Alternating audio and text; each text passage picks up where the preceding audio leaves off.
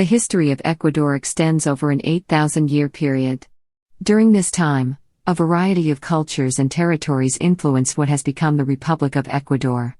The history can be divided into 6 eras: Pre-Columbian, the Conquest, the Colonial Period, the War of Independence, Gran Colombia, and Simón Bolívar, the final separation of his vision into what is known today as the Republic of Ecuador.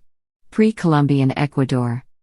During the pre-Inca period, people lived in Andes, which formed great tribes, some allied with each other to form powerful confederations, as the Confederation of Quito. But none of these confederations could resist the formidable momentum of the Tawantinsuyu. The invasion of the Incas in the 16th century was very painful and bloody. However, once occupied by the Quito hosts of Huayna Capac, the Incas developed an extensive administration and began the colonization of the region. The pre-Columbian era can be divided up into 4 eras: the pre-ceramic period, the formative period, the period of regional development, and the period of integration and the arrival of the Incas. The pre-ceramic period begins with the end of the First Ice Age and continued until 4200 BC. The Las Vegas culture and the Inca cultures dominated this period. The Las Vegas culture lived on the Santa Elena Peninsula on the coast of Ecuador between 9000 and 6000 BC.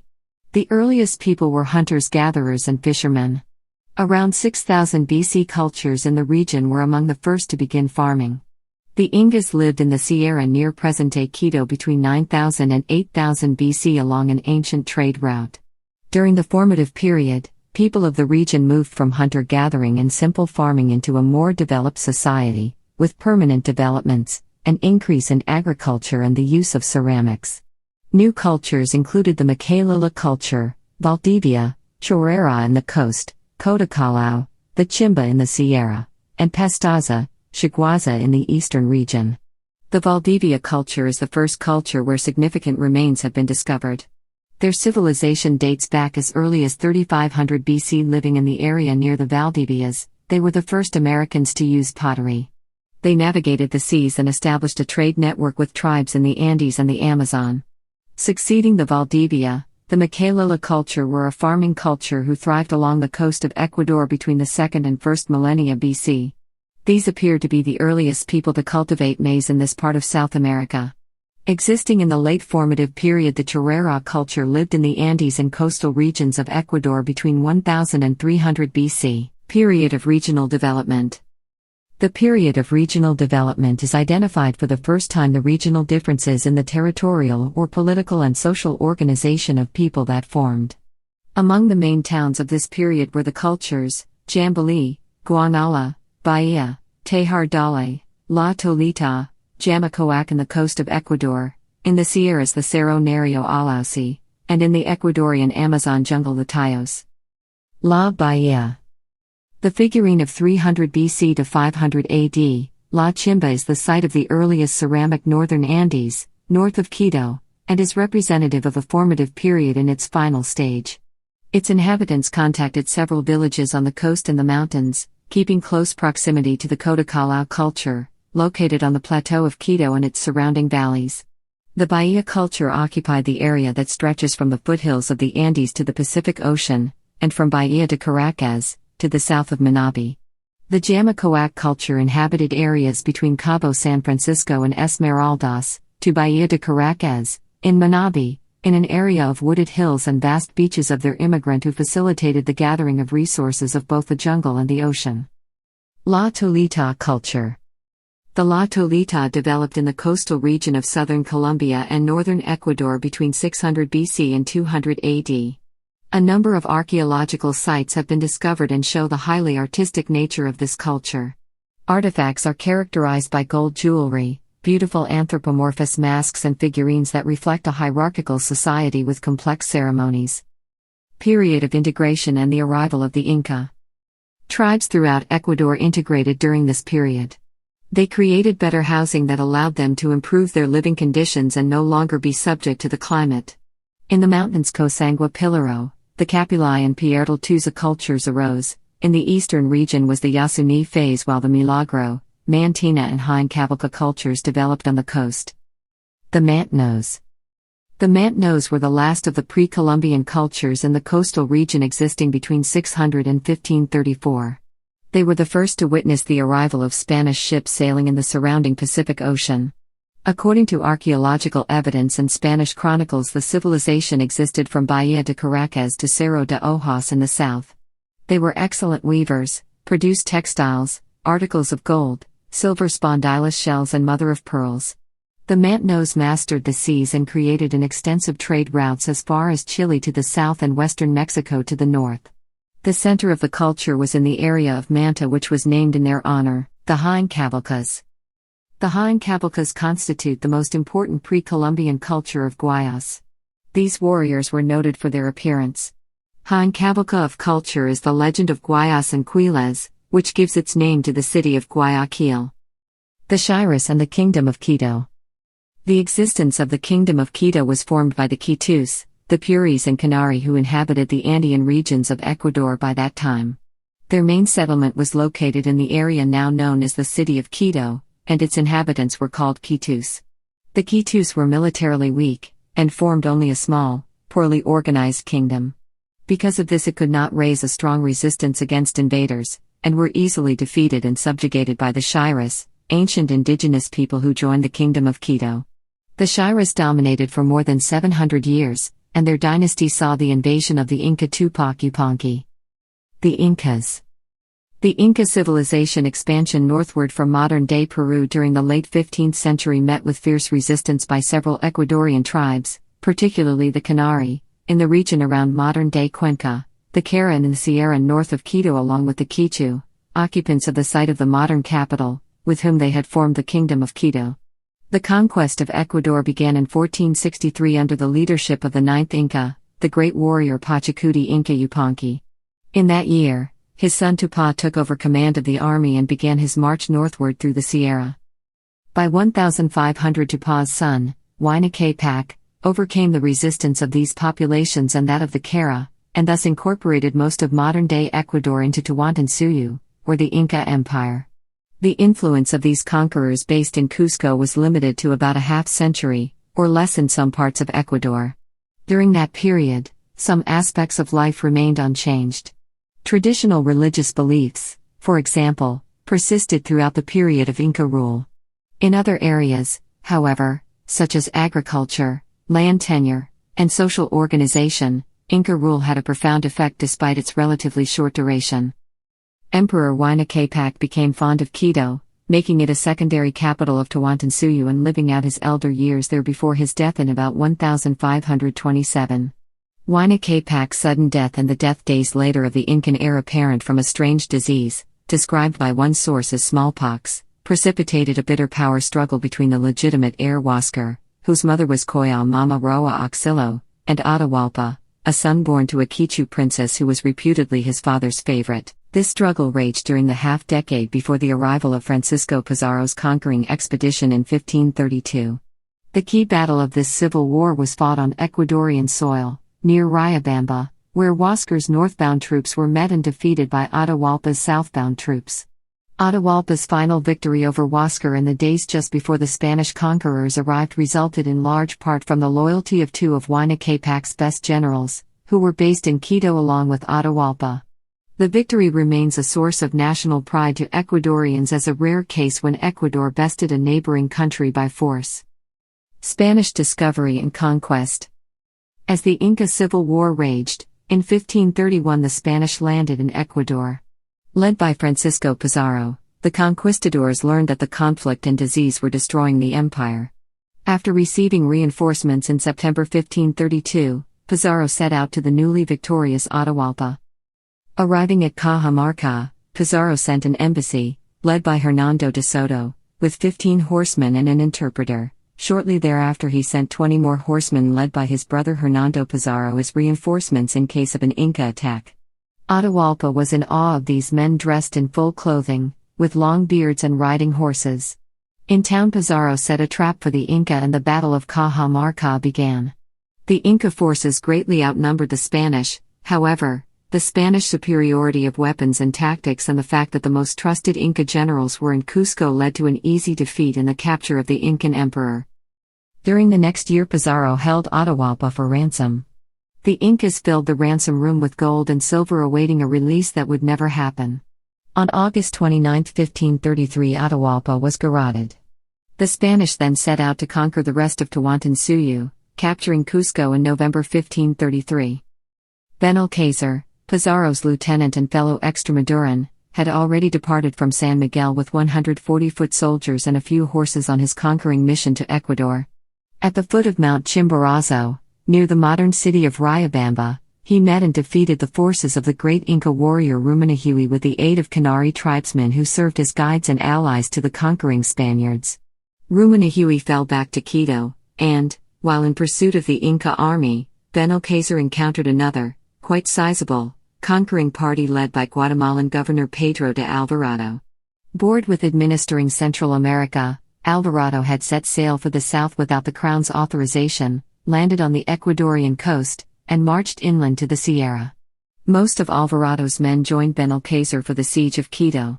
In 1533, Rumanahui burned the city to prevent the Spanish from taking it, destroying the ancient pre-Hispanic city. In 1534, Sebastián de Belalcázar along with Diego de Almagro established the city of San Francisco de Quito on top of the ruins of the secondary Inca capital, naming it in honor of Pizarro.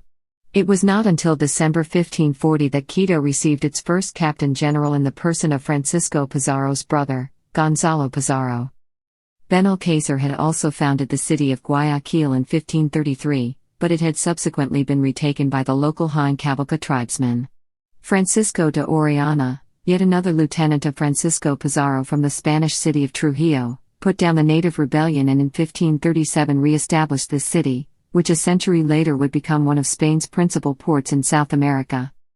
Spanish colonial era. Between 1544 and 1563, Ecuador was a part of Spain's colonies in the New World under the Viceroyalty of Peru, having no administrative status independent of Lima. It remained a part of the Viceroyalty of Peru until 1720, when it joined the newly created Viceroyalty of New Granada. Within the Viceroyalty, however, Ecuador was awarded its own audiencia in 1563, allowing it to deal directly with Madrid on certain matters. The Quito Audiencia, which was both a court of justice and an advisory body to the viceroy, consisted of a president and several judges. The most common form in which the Spanish occupied the land was the encomienda. By the early 17th century, there were some 500 encomiendas in Ecuador. Although many consisted of quite sizable haciendas, they were generally much smaller than the estates commonly found elsewhere in South America. A multitude of reforms and regulations did not prevent the encomienda from becoming a system of virtual slavery of the native Ecuadorians, estimated at about one-half the total Ecuadorian population, who lived on them. In 1589, the president of the Audiencia recognized that many Spaniards were accepting grants only to sell them and undertake urban occupations, and he stopped distributing new lands to Spaniards. However, the institution of the encomienda persisted until nearly the end of the colonial period. The coastal lowlands north of Manta were conquered, not by the Spanish, but by blacks from the Guinean coast who, as slaves, were shipwrecked en route from Panama to Peru in 1570. The blacks killed or enslaved the native males and married the females, and within a generation they constituted a population of Zambos that resisted Spanish authority until the end of the century and afterwards managed to retain a great deal of political and cultural independence. The coastal economy revolved around shipping and trade. Guayaquil, despite being destroyed on several occasions by fire and incessantly plagued by either yellow fever or malaria, was a center of vigorous trade among the colonies, a trade that was technically illegal under the mercantilist philosophy of the contemporary Spanish rulers. Guayaquil also became the largest shipbuilding center on the west coast of South America before the end of the colonial period. The Ecuadorian economy, like that in the mother country, suffered a severe depression throughout most of the 18th century. Textile production dropped an estimated 50 to 75% between 1700 and 1800. Ecuador's cities gradually fell into ruins, and by 1790 the elite was reduced to poverty, selling haciendas and jewelry in order to subsist. The native Ecuadorian population, in contrast, probably experienced an overall improvement in its situation, as the closing of the obrajes commonly led native Ecuadorians to work under less arduous conditions on either haciendas or traditional communal lands. Ecuador's economic woes were, no doubt, compounded by the expulsion of the Jesuits in 1767 by King Charles III of Spain. Missions in the Oriente were abandoned, and many of the best schools and the most efficient haciendas and obrajes lost the key that made them outstanding institutions in colonial Ecuador. Jesuits of Quito during the colonial era. Father Rafael Ferrer was the first Jesuita to Quito to explore and found missions in the upper Amazon regions of South America from 1602 to 1610, which at that period belonged to the Audiencia of Quito, that was a part of the Viceroyalty of Peru until the Audiencia of Quito was transferred to the newly created Viceroyalty of New Granada in 1717. In 1602, Father Rafael Ferrer began to explore the Aguarico, Napo, and Marañón rivers, and set up, between 1604 and 1605, missions among the Cofan people. Father Rafael Ferrer was martyred in 1610. In 1637, the Jesuits of Quito, Gaspar Cujia and Lucas de la Cueva began establishing missions in Maynas. These missions are now known as the Maynas missions after the Mayna people, many of whom lived on the banks of the Marañón River, around the Pongo de Manseriche region, in close proximity to the Spanish settlement of Borja. In 1639, the Audiencia of Quito organized an expedition to renew its exploration of the Amazon River, and the Quito Jesuit Father Cristobal de Acuna was a part of this expedition. The expedition disembarked from the Napo River February 16, 1639, and arrived in what is today Pará, Brazil, on the banks of the Amazon River on December 12, 1639. In 1641, Father Cristobal de Acuna published in Madrid a memoir of his expedition to the Amazon River. The title of the memoir is called Nuevo Descubrimiento del Gran Río de las Amazonas, and it was used by academics as a fundamental reference pertaining to the Amazon region. Between 1637 and 1652, there were 14 missions established along the Marañón River and its southern tributaries, the Hualaga and the Ucayali rivers. Jesuit fathers de la Cueva and Raimundo de Santa Cruz opened up 2 new routes of communication with Quito, through the Pastaza and Napo rivers.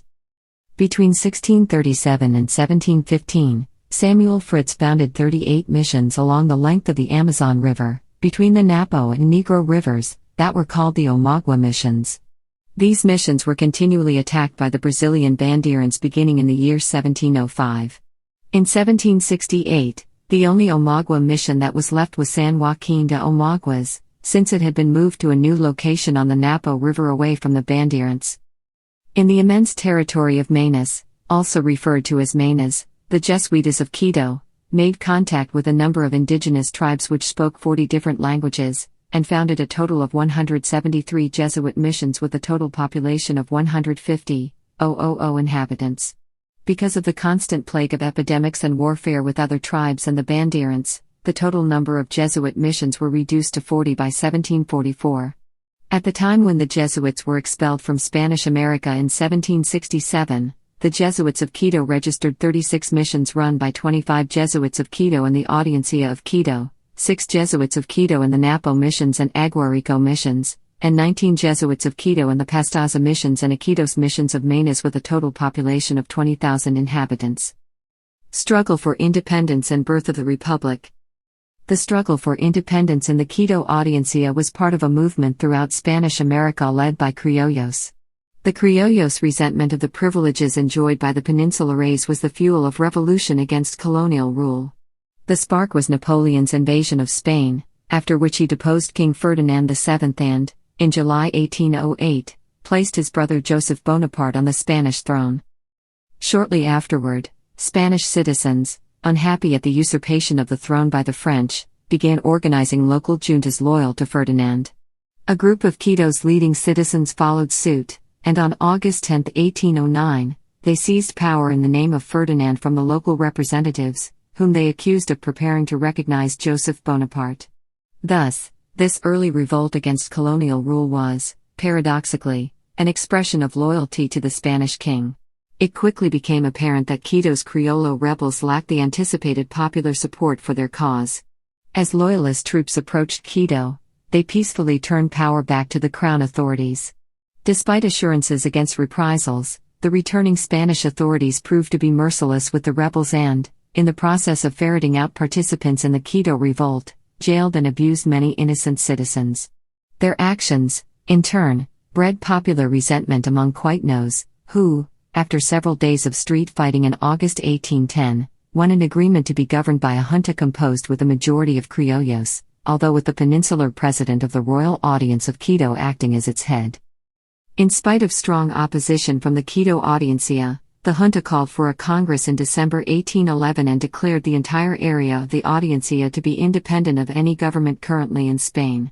2 months later, the junta approved a constitution for the state of Quito that provided for democratic governing institutions but also granted recognition to the authority of Ferdinand should he return to the Spanish throne. Shortly thereafter, the junta elected to launch a military offensive against loyalist regions to the south in Peru, but the poorly trained and badly equipped troops were no match for those of the Viceroy of Peru, which finally crushed the Quitino Rebellion in December 1812. Gran Colombia. The second chapter in Ecuador's struggle for emancipation from Spanish colonial rule began in Guayaquil, where independence was proclaimed in October 1820 by a local patriotic junta under the leadership of the poet José Joaquín de Olmedo. By this time, the forces of independence had grown continental in scope and were organized into two principal armies, one under the Venezuelan Simón Bolívar in the north and the other under the Argentine José de San Martín in the south. Unlike the hapless Quito junta of a decade earlier, the Guayaquil patriots were able to appeal to foreign allies, Argentina and Gran Colombia, each of whom soon responded by sending sizable contingents to Ecuador. Antonio José de Sucre, the brilliant young lieutenant of Bolívar who arrived in Guayaquil in May 1821, was to become the key figure in the ensuing military struggle against the royalist forces. After a number of initial successes, Sucre's army was defeated at Ambato in the Central Sierra and he appealed for assistance from San Martín, whose army was by now in Peru. With the arrival from the south of 1,400 fresh soldiers under the command of Andrés de Santa Cruz Calajimana, the fortunes of the patriotic army were again reversed. A string of victories culminated in the decisive Battle of Pichincha. 2 months later Bolívar, the liberator of northern South America, entered Quito to a hero's welcome. Later that July, he met San Martín at the Guayaquil Conference and convinced the Argentine general, who wanted the port to return to Peruvian jurisdiction, and the local Criollo elite in both major cities of the advantage of having the former Quito Audiencia join with the liberated lands to the north. As a result, Ecuador became the district of the south within the Republic of Gran Colombia, which also included present-day Venezuela and Colombia and had Bogotá as its capital. This status was maintained for 8 tumultuous years. These were years in which warfare dominated the affairs of Ecuador. First, the country found itself on the front lines of Gran Colombia's efforts to liberate Peru from Spanish rule between 1822 and 1825. Afterward, in 1828 and 1829, Ecuador was in the middle of an armed struggle between Peru and Gran Colombia over the location of their common border. After a campaign that included the near destruction of Guayaquil, the forces of Gran Colombia, under the leadership of Sucre and Venezuelan General Juan José Flores, proved victorious. The Treaty of 1829 fixed the border on the line that had divided the Quito Audiencia and the Viceroyalty of Peru before independence. The population of Ecuador was divided during these years among 3 segments: those favoring the status quo, those supporting union with Peru, and those advocating independence for the former Audiencia. The latter group was to prevail following Venezuela's withdrawal from Gran Colombia at the very moment that an 1830 Constitutional Congress had been called in an ultimately futile effort to stem the growing separatist tendencies throughout country. In May of that year, a group of Quito notables met to dissolve the union with Gran Colombia, and in August, a constituent assembly drew up a constitution for the state of Ecuador, so named for its geographic proximity to the equator, and placed General Flores in charge of political and military affairs. He remained the dominant political figure during Ecuador's first 15 years of independence.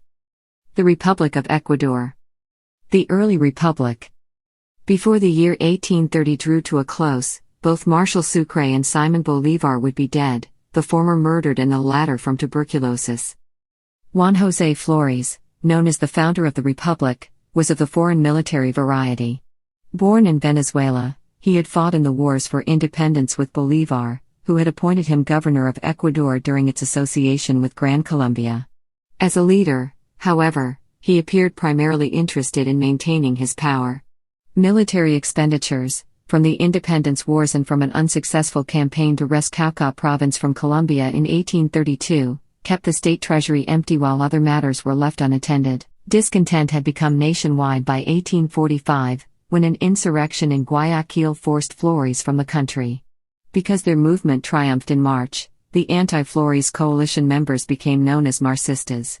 They were an extremely heterogeneous lot that included liberal intellectuals, conservative clergymen, and representatives from Guayaquil's successful business community. The next 15 years constituted one of the most turbulent periods in Ecuador's century and a half as a nation.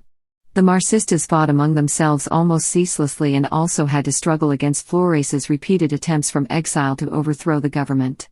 The most significant figure of the era, however, was General José María Urbina, who first came to power in 1851 through a coup d'état, remained in the presidency until 1856, and then continued to dominate the political scene until 1860. During this decade and the one that followed, Urbina and his arch-rival, García Moreno, would define the dichotomy, between liberals from Guayaquil and conservatives from Quito, that remained the major sphere of political struggle in Ecuador until the 1980s. By 1859, known by Ecuadorian historians as the Terrible Year, the nation was on the brink of anarchy. Local caudillos had declared several regions autonomous of the central government, known as jefaturas supremas. One of these caudillos, Guayaquil's Guillermo Franco, signed the Treaty of Mapazang, ceding the southern provinces of Ecuador to an occupying Peruvian army led by General Ramón Castilla. This action was outrageous enough to unite some previously disparate elements. García Moreno, putting aside both his project to place Ecuador under a French protectorate and his differences with General Flores, got together with the former dictator to put down the various local rebellions and force out the Peruvians. The final push of this effort was the defeat of Franco's Peruvian-backed forces at the Battle of Guayaquil, which led to the overturning of the Treaty of Mapazang. This opened the last chapter of Flores's long career and marked the entrance to the power of García Moreno. The era of conservatism. Gabriel García Moreno was a leading figure of Ecuadorian conservatism. Shortly after the onset of his third presidential term in 1875, García Moreno was attacked with a machete on the steps of the presidential palace by Faustino Lemos Rayo, a Colombian. As he was dying, García Moreno took out his gun and shot Faustino Lemos, while he said Dios no muere. The dictator's most outstanding critic was the liberal journalist, Juan Montalvo, who exclaimed, "My pen killed him." Between 1852 and 1890, Ecuador's exports grew in value from slightly more than $1 million to nearly $10 million. Production of cacao, the most important export product in the late 19th century, grew from 6.5 million kilograms to 18 million kilograms during the same period. The agricultural export interests, centered in the coastal region near Guayaquil, became closely associated with the liberals, whose political power also grew steadily during the interval. After the death of García Moreno, it took the liberals 20 years to consolidate their strength sufficiently to assume control of the government in Quito. The liberal era. The new era brought in liberalism. Eloy Alfaro, under whose direction the government headed out to aid those in the rural sectors of the coast, is credited for finishing the construction of the railroad connecting Guayaquil and Quito, the separation of church and state, establishment of many public schools, implementing civil rights, and the legalization of civil marriages and divorce. Alfaro was also confronted by a dissident tendency inside his own party, directed by its General Leonidas Plaza and constituted by the upper middle class of Guayaquil. His death was followed by economic liberalism, when banks were allowed to acquire almost complete control of the country. Popular unrest, together with the ongoing economic crisis and a sickly president, laid the background for a bloodless coup d'état in July 1925. Unlike all previous forays by the military into Ecuadorian politics, the coup of 1925 was made in the name of a collective grouping rather than a particular caudillo. The members of the League of Young Officers came to power with an agenda, which included a wide variety of social reforms, deal with the failing economy, establish the central bank as the unique authorized bank to distribute currency, create a new system of budget and customs. Early 20th century. Much of the 20th century was dominated by José María Velasco Ibarra, whose 5 presidential terms began with a mandate in 1934 and final presidency ending in 1972. However, the only term he actually completed was his third from 1952 to 1956. Much of the century was also dominated by the territorial dispute between Peru and Ecuador. In 1941, Ecuador invaded Peruvian territory, and the Peruvians counterattacked and forced them to retreat into their own territory. At that time, Ecuador was immersed in internal political fights and was not well equipped to win its offensive war. With the world at war, Ecuador attempted to settle the matter by means of a third-party settlement. In Brazil, the two countries' negotiations were overseen by 4 guarantor states. The resulting treaty is known as the Rio Protocol. The protocol became the focus of a surge of Ecuadorian national pride and concomitant opposition, which resulted in an uprising and overthrow of the government. The post-war era. The Quitino multitude stood in the pouring rain on May 31, 1944, to hear Velasco promise a national resurrection, with social justice and due punishment for the corrupt liberal oligarchy that had been responsible for staining the national honor, believed that they were witnessing the birth of a popular revolution. Arroyo partisans were promptly jailed or sent into exile, while Velasco verbally baited the business community and the rest of the political right. The leftist elements within Velasco's Democratic Alliance, which dominated the Constituent Assembly that was convened to write a new constitution, were nonetheless destined to be disappointed. In May 1945, after a year of growing hostility between the president and the assembly, which was vainly awaiting deeds to substantiate Velasco's rhetorical advocacy of social justice, the mercurial chief executive condemned and then repudiated the newly completed constitution. After dismissing the assembly, Velasco held elections for a new assembly, which in 1946 drafted a far more conservative constitution that met with the president's approval. For this brief period, conservatives replaced the left as Velasco's base of support. Rather than attending to the nation's economic problems, however, Velasco aggravated them by financing the dubious schemes of his associates. Inflation continued unabated, as did its negative impact on the national standard of living, and by 1947 foreign exchange reserves had fallen to dangerously low levels. In August, when Velasco was ousted by his Minister of Defense, nobody rose to defend the man who, only 3 years earlier, had been hailed as the nation's savior. During the following year, 3 different men briefly held executive power before Galo Plaza Lasso, running under a coalition of independent liberals and socialists, narrowly defeated his conservative opponent in presidential elections. His inauguration in September 1948 initiated what was to become the longest period of constitutional rule since the 1912-24 heyday of the liberal plutocracy. Constitutional rule. Galo Plaza differed from previous Ecuadorian presidents by bringing a developmentalist and technocratic emphasis to Ecuadorian government. No doubt Galo Plaza's most important contribution to Ecuadorian political culture was his commitment to the principles and practices of democracy. As president, he promoted the agricultural exports of Ecuador, creating economic stability. During his presidency, an earthquake near Ambato severely damaged the city and surrounding areas and killed approximately 8,000 people.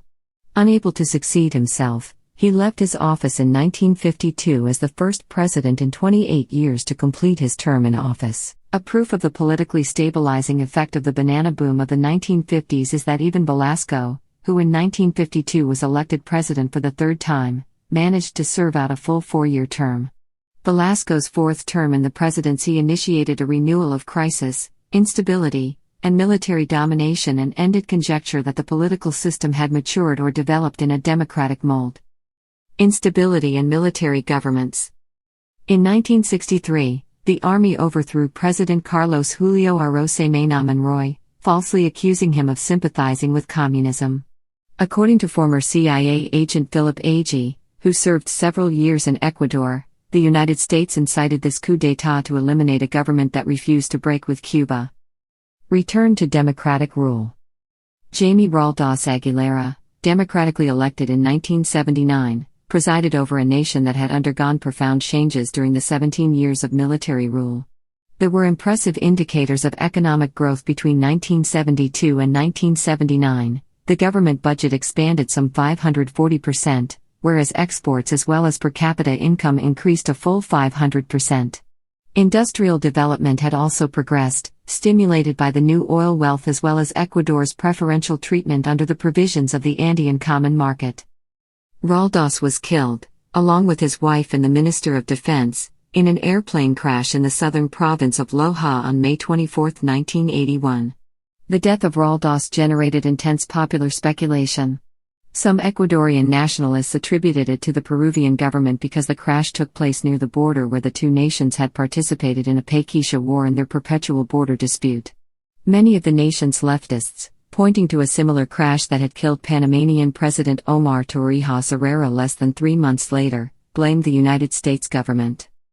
Roldós's constitutional successor, Osvaldo Hurtado, immediately faced an economic crisis brought on by the sudden end of the petroleum boom. Massive foreign borrowing, initiated during the years of the second military regime and continued under Roldós, resulted in a foreign debt that by 1983 was nearly $7 billion. The nation's petroleum reserves declined sharply during the early 1980s because of exploration failures and rapidly increasing domestic consumption.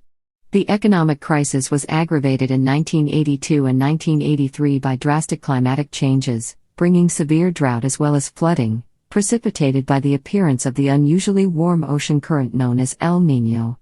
Analysts estimated damage to the nation's infrastructure at $640 million, with balance of payments losses of some $300 million. The real gross domestic product fell to 2% in 1982 and to minus 3.3% in 1983. The rate of inflation in 1983, 52.5%, was the highest ever recorded in the nation's history. Outside observers noted that, however unpopular, Hurtado deserved credit for keeping Ecuador in good standing with the international financial community and for consolidating Ecuador's democratic political system under extremely difficult conditions. As León Febres Cordero entered office on August 10, there was no end in sight to the economic crisis nor to the intense struggle that characterized the political process in Ecuador. During the first years of the Rivadeneira administration, Febres Cordero introduced free market economic policies, took a strong stand against drug trafficking and terrorism, and pursued close relations with the United States. His tenure was marred by bitter wrangling with other branches of government and his own brief kidnapping by elements of the military. A devastating earthquake in March 1987 interrupted oil exports and worsened the country's economic problems. Rodrigo Borja Ceballos of the Democratic Left Party won the presidency in 1988, running in the runoff election against Abdallah Bucaram of the PRI. His government was committed to improving human rights protection and carried out some reforms, notably an opening of Ecuador to foreign trade. The Borja government concluded an accord leading to the disbanding of the small terrorist group Alfaro Vive, Carajo, named after Eloy Alfaro. However, continuing economic problems undermined the popularity of the ID, and opposition parties gained control of Congress in 1990. Economic crisis. In 1992, Sixto Duran Ballin won his third run for the presidency. His tough macroeconomic adjustment measures were unpopular, but he succeeded in pushing a limited number of modernization initiatives through Congress. Duran Ballin's vice president, Alberto Dahique, was the architect of the administration's economic policies, but in 1995, Dahique fled the country to avoid prosecution on corruption charges following a heated political battle with the opposition. A war with Peru erupted in January to February 1995 in a small, remote region, where the boundary prescribed by the 1942 Rio Protocol was in dispute. The Duran Ballin administration can be credited with beginning the negotiations that would end in a final settlement of the territorial dispute. In 1996, Abdallah Bucaram, from the populist Ecuadorian Roldosista party, won the presidency on a platform that promised populist economic and social reforms. Almost from the start, Bucaram's administration languished amidst widespread allegations of corruption. Empowered by the president's unpopularity with organized labor, business, and professional organizations alike, Congress unseated Bucaram in February 1997 on grounds of mental incompetence. The Congress replaced Bucaram with interim President Fabián Alarcón. In May 1997, following the demonstrations that led to the ousting of Bucaram and appointment of Alarcón, the people of Ecuador called for a national assembly to reform the constitution and the country's political structure. After a little more than a year, the National Assembly produced a new constitution. Congressional and first-round presidential elections were held on May 31, 1998. No presidential candidate obtained a majority, so a runoff election between the top two candidates, Quito Mayor Jamil Mawad of the DP and social Christian Alvaro Noboa Pintón, was held on July 12, 1998. Mawad won by a narrow margin. He took office on August 10, 1998. On the same day, Ecuador's new constitution came into effect. In July 1998, Christian Democrat Jamil Mawad was elected president. It is facing a difficult economic situation, linked in particular to the Asian crisis. The currency is devalued by 15%, fuel and electricity prices increase fivefold, and public transport prices increase by 40%.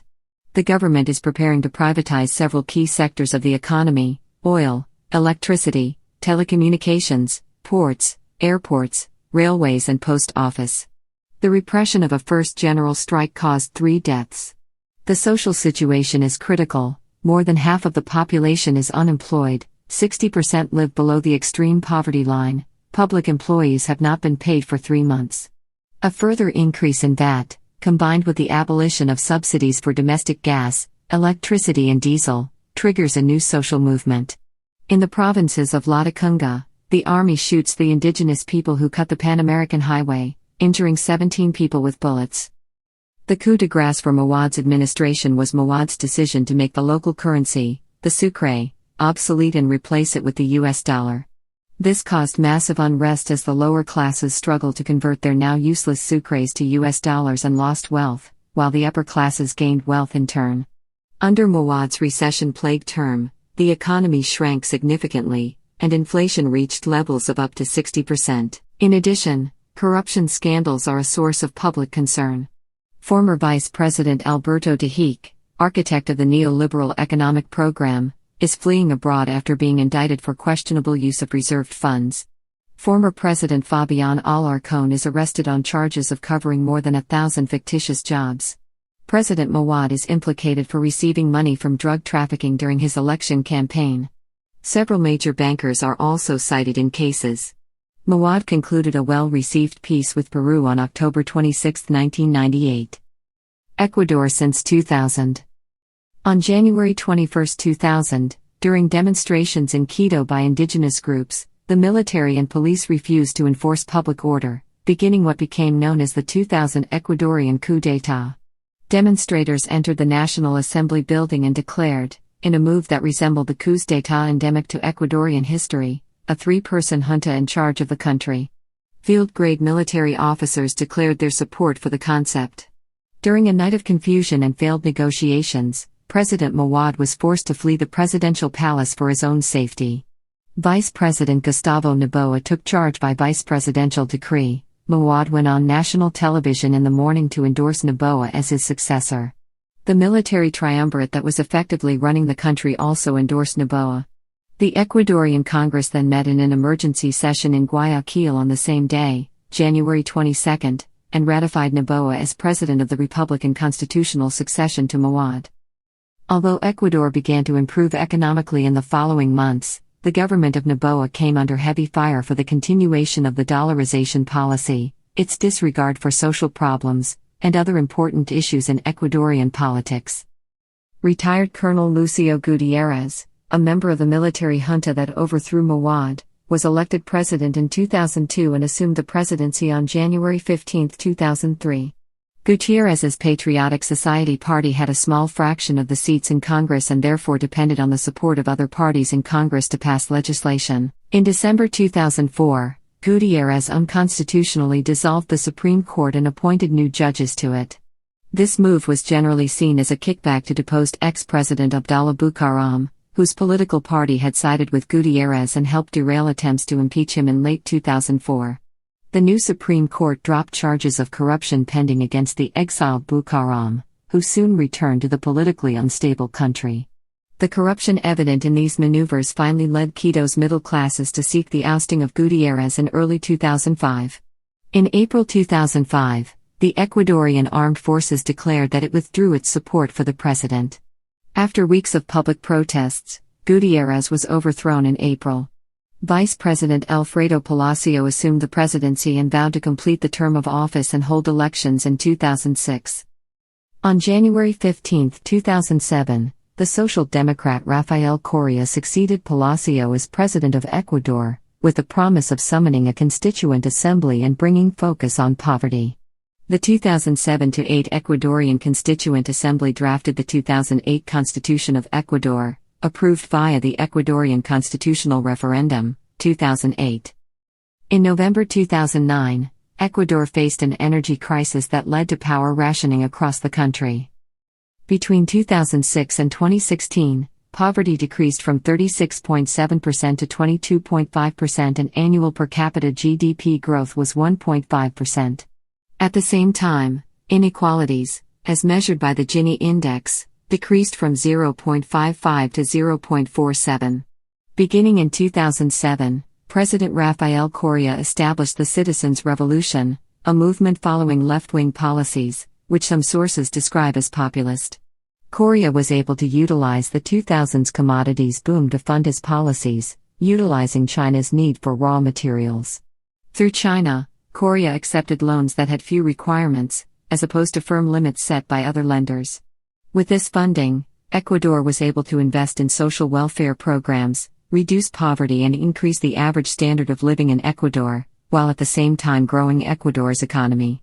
Such policies resulted in a popular base of support for Correa, who was re-elected to the presidency 3 times between 2007 and 2013. Media coverage in the United States viewed Correa's strong popular support and efforts to refound the Ecuadorian state as an entrenchment of power. As the Ecuadorian economy began to decline in 2014, Correa decided not to run for a 4th term, and by 2015, protests occurred against Correa following the introduction of austerity measures and an increase of inheritance taxes.